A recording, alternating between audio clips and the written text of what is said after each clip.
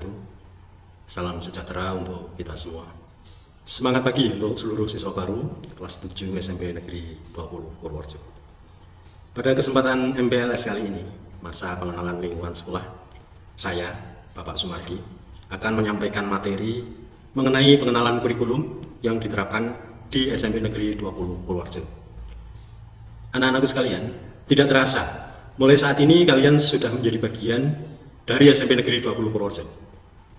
Sekolah dengan segala bentuknya sekarang ini masih merupakan lingkungan yang baru untuk kalian semua, baik itu lingkungan fisik, lingkungan sosial budaya, dan juga segala kegiatan yang ada di SMP Negeri 20 Purworejo merupakan sesuatu yang baru bagi kalian.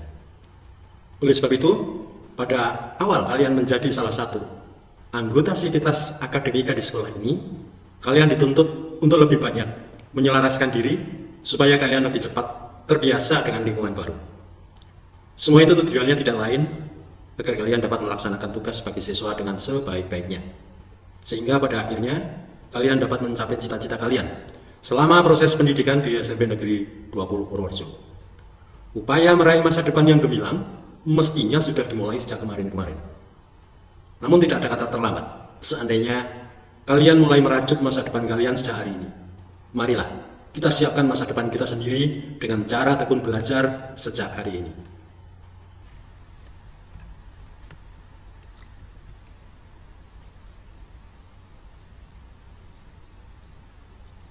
Kurikulum yang ada di SMP Negeri 20 Purworejo untuk seluruh siswa baik kelas 7, 8 maupun kelas 9 semuanya sudah menggunakan kurikulum 2013. Tapi sebelum kita berbicara lebih banyak mengenai kurikulum, marilah kita lihat dulu apa toh yang namanya kurikulum itu. Menurut Undang-Undang Nomor 20 Tahun 2003 bahwa kurikulum merupakan seperangkat rencana dan pengaturan mengenai tujuan, isi, dan bahan pelajaran serta cara yang digunakan sebagai pedoman penyelenggaraan kegiatan pembelajaran untuk mencapai tujuan pendidikan tertentu. Sedangkan struktur kurikulum itu merupakan pola dan susunan mata pelajaran yang harus ditempuh oleh peserta didik dalam kegiatan pembelajaran. Struktur kurikulum yang ada di SMP Negeri 20 Purworejo untuk pendidikan agama dan budi pekerti itu alokasi waktunya adalah 3 jam pelajaran per minggu. Kemudian untuk pendidikan Pancasila dan kewarganegaraan 3 jam, bahasa Indonesia itu cukup banyak yaitu 6 jam pelajaran per minggu, untuk matematika 5 jam, kemudian untuk ilmu pengetahuan alam atau IPA itu 5 jam.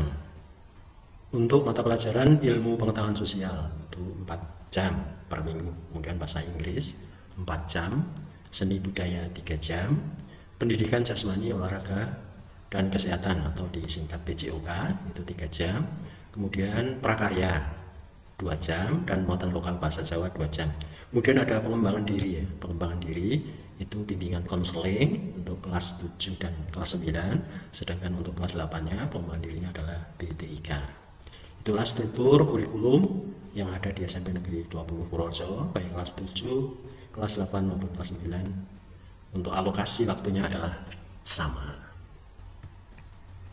Kemudian untuk waktu pembelajaran atau waktu kegiatan belajar mengajar KBM ya, untuk kondisi normal ya, untuk kondisi normal seperti belum ada COVID ya, itu untuk hari Senin masuk pukul 7, kemudian anak-anak selesai nanti pada pukul 13 lewat 10 menit.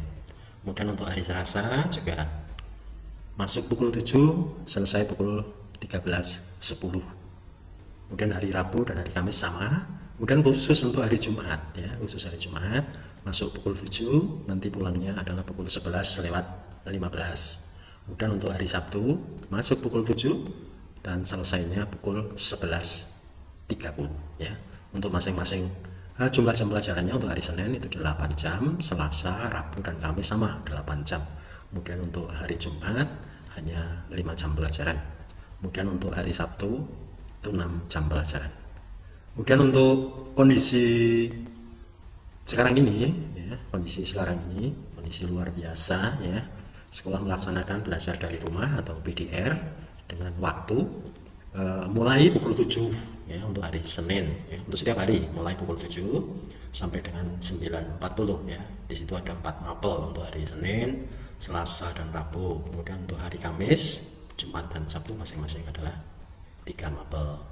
Kemudian untuk konsultasi ya, konsultasi ini dibagi menjadi 2 sesi. Kalau kita melaksanakan konsultasi ya, untuk sesi 1 pukul 7 dan berakhir pukul 9. Untuk sesi 2 ya, sesi 2 itu mulai pukul 9:45 selesai atau paling siang adalah 11:45. Untuk Senin, Selasa dan Rabu sama ya.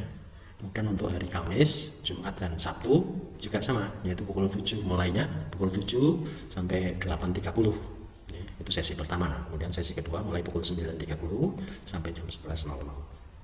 Hari Jumat juga sama, yaitu masuk pukul 7.00 sampai dengan 8.30, dan sesi 2 masuk pukul 9.30 sampai dengan pukul 11.00. Demikian juga yang hari Sabtu. Nah, untuk konsultasi ini digunakan atau diperuntukkan bagi siswa dan orang tua yang betul-betul membutuhkan ketemu dengan guru mata pelajaran.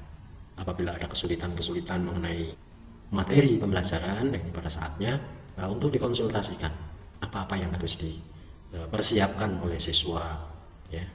Ini dilaksanakan pada kegiatan konsultasi terprogram. Kemudian untuk kegiatan pembelajaran pada kondisi normal itu pembelajaran tatap muka di kelas ya. Setiap hari para siswa dari hari Senin sampai dengan hari Sabtu itu melaksanakan pembelajaran tatap muka di kelas. Kemudian ada juga mata pelajaran tertentu yang harus praktik di laboratorium ya. Di SMP 20 itu ada laboratorium IPA ya, kemudian laboratorium komputer, kemudian ruang multimedia, dan beberapa mata pelajaran ada kalanya memanfaatkan perpustakaan ya, perpustakaan sekolah untuk tempat pembelajaran ya. Kemudian untuk olahraga biasanya menggunakan lapangan olahraga ya. Kemudian untuk mata pelajaran yang lain ya, biasanya ada yang menggunakan lingkungan sekolah ya, baik itu halaman atau lapangan olahraganya atau di sekeliling sekolah.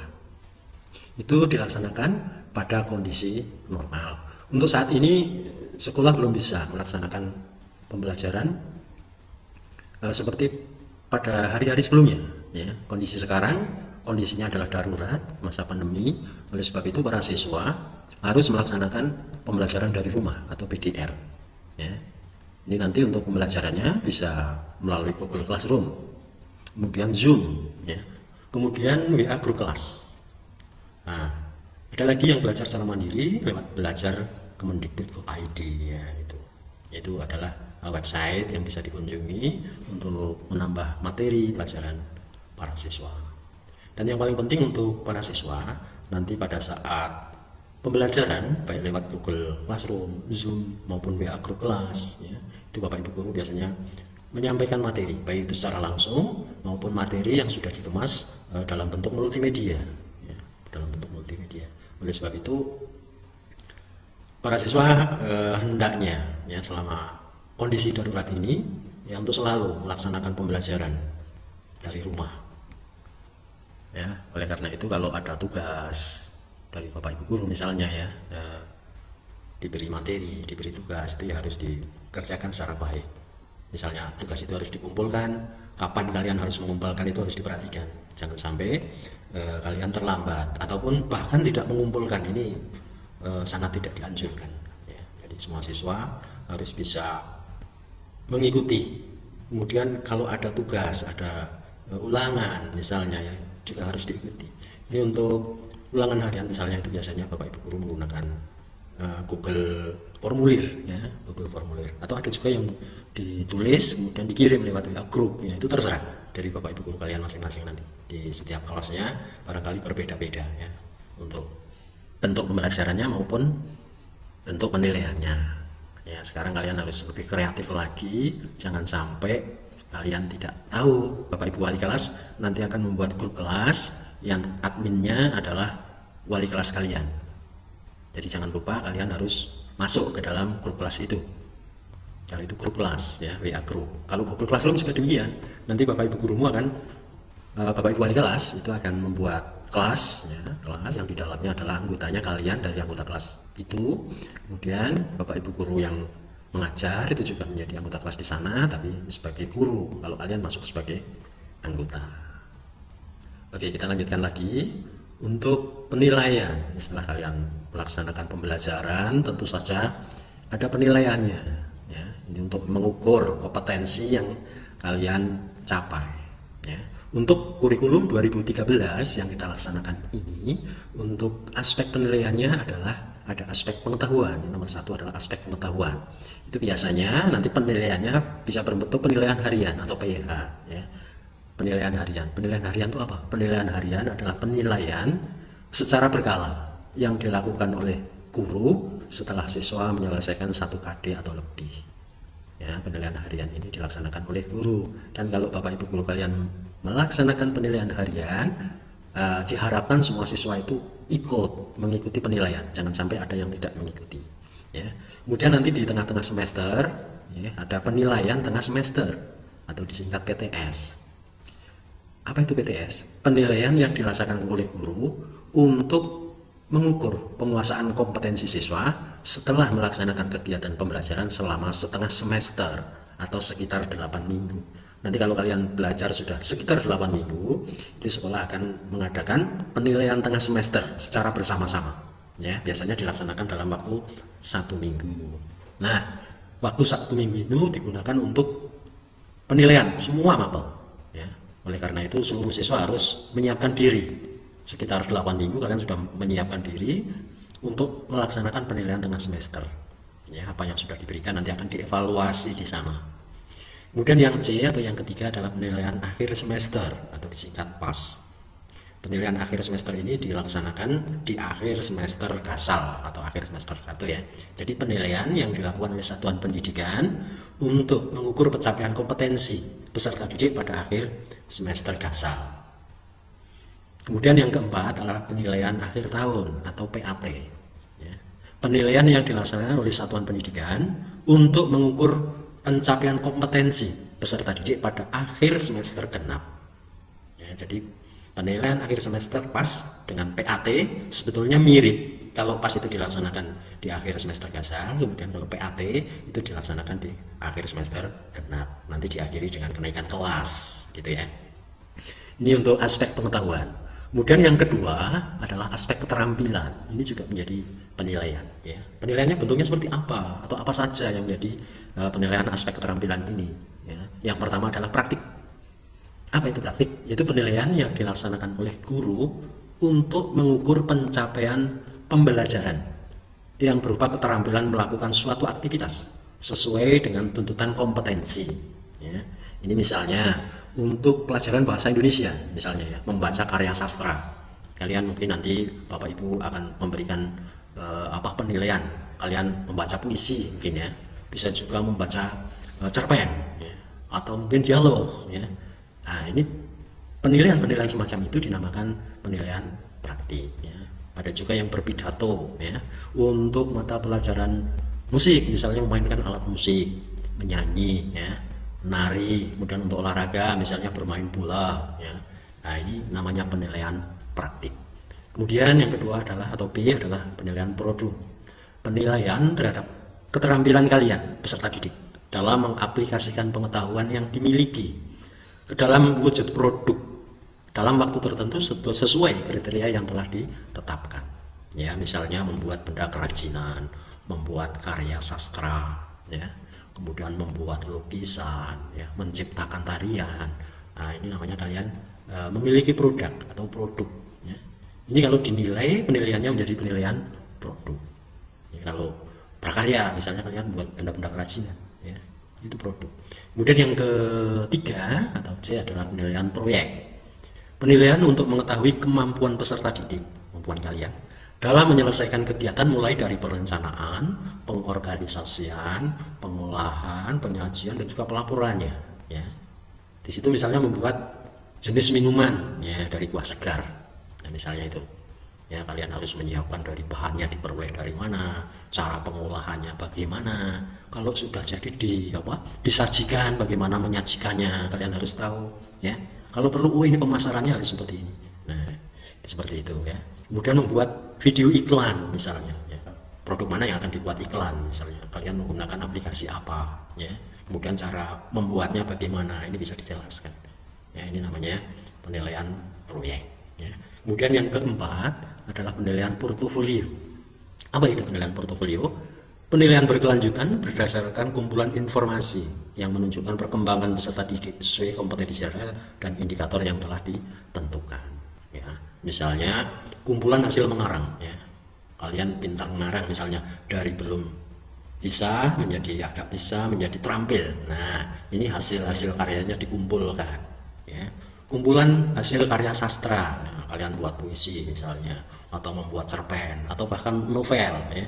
Dari yang sederhana sampai yang paling kompleks. Ya. Itu nanti yang terbaik menurut kamu, ya, itu nanti yang diberi penilaian. Jadi disetujui oleh Bapak Ibu guru. Ini namanya penilaian portofolio. Kemudian ada lagi penilaian sikap. Ya. Jadi penilaian itu ada bermacam-macam, tadi ada dari pengetahuan, keterampilan. Kemudian yang ketiga ini aspek sikap. Aspek sikap juga dinilai. Ya. Aspek utamanya adalah observasi atau pengamatan sikap oleh Bapak Ibu guru mata pelajaran. Jadi Bapak Ibu guru itu nanti akan mengamati kalian. Ya. Diamati, semua diamati. Selama proses pembelajaran diamati. Ya, kalian yang aktif bertanya misalnya di kelas, yang diberi pertanyaan bisa menjawab. Ini kalau pada saat diskusi misalnya kalian aktif, ini nanti ada penilaian tersendiri dari Bapak Ibu guru. Kalian akan diamati satu persatu. Ya. Kemudian ada lagi observasi oleh wali kelas dan guru BK selama 1 semester. Jadi Bapak Ibu wali kelas kalian nanti juga akan mengamati. Ya. Kalian yang rajin, kalian yang malas, kalian yang pandai, nah, ini semua akan diamati. Ya, oleh Bapak Ibu wali kelas dan guru BK selama 1 semester. Nanti akan diberi penilaian dan nilainya itu akan masuk menjadi bahan pertimbangan pada saat kalian kenaikan kelas kalau di semester genap. Ya. Kalau di semester ganjil ya nanti masuknya ke nilai sikap. Ya. Kemudian yang kedua adalah nilai penunjangnya. Nilai penunjangnya apa saja kalau sikap itu? Ya. Penilaian antar teman, kemudian penilaian diri sendiri. Nah, kalian menilai dirimu sendiri. Saya jujur atau belum? Saya rajin sholat, bagi yang muslim sudah rajin apa belum misalnya. Ini namanya penilaian diri sendiri. Itu nanti nilainya akan direkap, kemudian menjadi nilai sikap. Ya, kemudian kita lanjutkan lagi untuk nilai rapor. Ya, nilai rapor nanti pada akhir semester 1 dan akhir semester 2 kalian itu akan mendapatkan rapor. Ya, di mana di dalam rapor itu terdapat nilai-nilai yang menunjukkan kemampuan kalian pada saat pembelajaran atau hasil belajar kalian selama 1 semester. 1 semester kasal misalnya, nanti di akhir semester kasal itu kalian diberi rapor. Ya, kalian bisa amati nilainya bagaimana. Kemudian di akhir semester 2, ya, di akhir semester genap, kalian juga diberi rapor. Ya. Untuk nilai rapor itu yang perlu kalian ketahui adalah nilai rapor itu dari mana sih asalnya. Nah, ini saya kasih tahu ini. Untuk nilai rapor, ya, itu ada rumusnya NR. Ya, NR itu nilai rapor. Sama dengan 2 kali NH. NH itu nilai harian, ya. Ditambah nilai PTS, ditambah nilai penilaian akhir semester. Ya, kalau semester 1, kalau semester 2 ya penilaian akhir tahun. Dibagi dengan 4. Ya, itu nilainya jadi nilai rapor. Nilai pengetahuan sendiri, nanti nilai keterampilan sendiri. Nah, ini nilai rapor itu rumusnya, ya. Kemudian untuk nilai hariannya, nah ini nilai harian. Nilai harian itu bobotnya 2, ya. PTS bobotnya 1 dan PAS bobotnya 1, kemudian dibagi 4. Nah, nilai harian itu sendiri terdiri dari, nah ini yang harus kalian perhatikan. Nilai harian itu terdiri dari penilaian harian atau ulangan harian dan nilai tugas di rata-rata. Ya, untuk penilaian harian bobotnya 60, ya. Kemudian untuk nilai tugas itu bobotnya 40%. Ini bisa kalian hitung sendiri. Kalau kalian misalnya ulangan harian nilainya 90 misalnya, atau bahkan 100 nilainya 100, ya. Penilaian harian nilainya 100, kemudian nilai tugasnya, ya, tugas misalnya 100, berarti nanti nilainya tetap 100, ya, penilaian harian itu 100. Tapi kalau penilaian harian misalnya 100, kamu tidak mengerjakan tugas, terus nilainya berapa? Penilaian harian bobotnya hanya 60. Jadi ketika kalian tidak mengerjakan tugas, nilainya ya 60 itu, karena 100 itu nilainya hanya 60%-nya, ya, karena tidak mengerjakan tugas. Oleh sebab itu begitu pentingnya ya mengerjakan tugas maupun mengikuti penilaian harian itu sendiri. Penilaian harian itu sangat penting ya, karena di situ bobotnya adalah besar sekali, 2 kali ya, di rata-rata dikalikan 2. Kalau kalian misalnya ya besok sudah masuk ataupun pada masa pandemi ini Bapak Ibu guru melaksanakan ulangan harian atau penilaian harian, kamu belum ikut, upayakan kamu bisa menemui Bapak Ibu guru, sampaikan bahwa kamu itu belum mengikuti ulangan harian dan kamu hendak mengikuti ya. Nanti kan diberi soal ya, diberi soal di lain waktu, biasanya diberi soal untuk dikerjakan. Mengapa demikian? Karena kalau tidak seperti itu nanti nilai kamu tentu saja akan berkurang ketika dibagi ya. Misalnya teman-teman ulangannya 4 kali, kamu hanya 3 kali misalnya, maka penilaian harian itu di rata-rata dibagi 4. Sayang kalau tidak mengikuti. Oleh sebab itu, baik tugas maupun penilaian harian harus ditempuh. Kemudian untuk PTS, ya, PTS demikian juga. Jangan sampai ada siswa yang tidak mengikuti PTS, karena bobotnya lumayan besar juga, ya, sangat berpengaruh. Ya. Demikian juga penilaian akhir semester atau penilaian akhir tahun. Ya. Jadi untuk nilai raport, ini rumusnya itu tadi ya, NR sama dengan 2 kali NH ditambah PTS ditambah PAS dibagi 4. Kalian bisa menghitung sendiri. Kalau nanti ulangan saya nilainya berapa, bisa dihitung. Caranya itu. Nanti pada saat penerimaan rapat, berarti rapot saya kira-kira nilainya sekian. Ya, bisa 60, bisa 70, bisa 80, bisa 90, atau bahkan bisa 100. Kalian bisa hitung sendiri. Baiklah, kita lanjutkan lagi. Nah, kriteria ketuntasan minimal atau lebih dikenal dengan KKM. Kalian pasti sudah nggak asing lagi apa itu KKM. KKM adalah batas minimal yang harus dicapai oleh siswa untuk SMP Negeri 20 Purworejo itu menggunakan KKM tunggal. Artinya untuk seluruh mata pelajaran itu KKM-nya sama. Ya, KKM di tempat kita adalah 75. Ya, untuk kelas 7. Semua mapel 75. Seandainya kalian nilainya kok belum mencapai 75 bagaimana? Nah, ini Bapak Ibu guru biasanya segera memberikan perbaikan, ya, memberikan perbaikan. Nah, pada saat perbaikan inilah, ya, kalian akan diberikan soal, ya, kemudian diberikan materi, ya, sehingga kalian bisa mencapai minimal nilai KKM. Ya, kalau KKM-nya 75 ya berarti minimal 75. Jangan sampai ada yang kurang. Kalau lebih boleh enggak Pak? Boleh sekali. Ya. Malah itu diharapkan semuanya lebih dari KKM. KKM-nya 75, nilainya 95, itu malah bagus. Atau bahkan nilainya 100. Ya, itu seperti itu. Ini kriteria ketuntasan minimal. Baiklah, kita lanjutkan lagi. Untuk yang selanjutnya adalah interval nilai dan predikat. Nah, ini. Karena kita KKM-nya adalah 75, maka untuk interval nilai atau rentang nilai beserta predikatnya adalah nilai 0 sampai dengan 74, ya, itu nilainya masih D. 74, sekian, pokoknya belum mencapai 75. Itu nilainya D dengan predikat kurang. Ya. Kemudian rentang nilai 75 sampai dengan 83. Itu nilainya masih C atau cukup. Kemudian untuk 84 sampai 92 itu nilainya B, ya, atau dengan predikat baik. Jadi kalau kalian ingin nilai baik, maka nilai ya, rata-rata ulangan itu ya minimal 84 sampai 92 itu nilainya masih B, ya, baik, ya.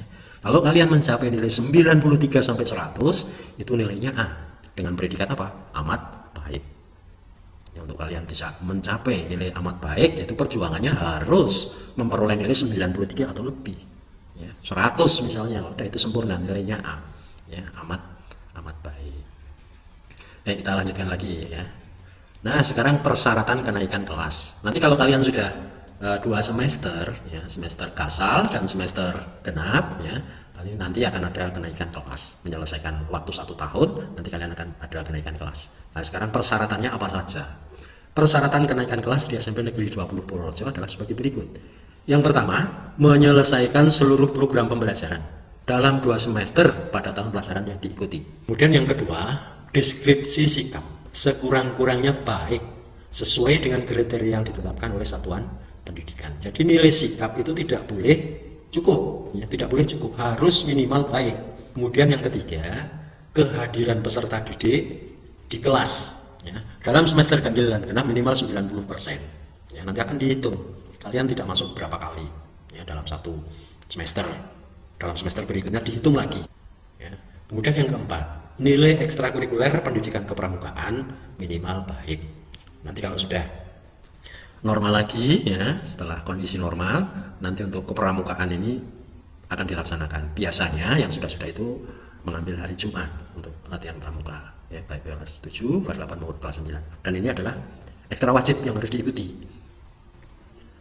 Nah, ini kemudian syarat yang kelima, tidak memiliki lebih dari 3 mata pelajaran yang masing-masing nilai kompetensi pengetahuan dan atau kompetensi keterampilannya di bawah KKM.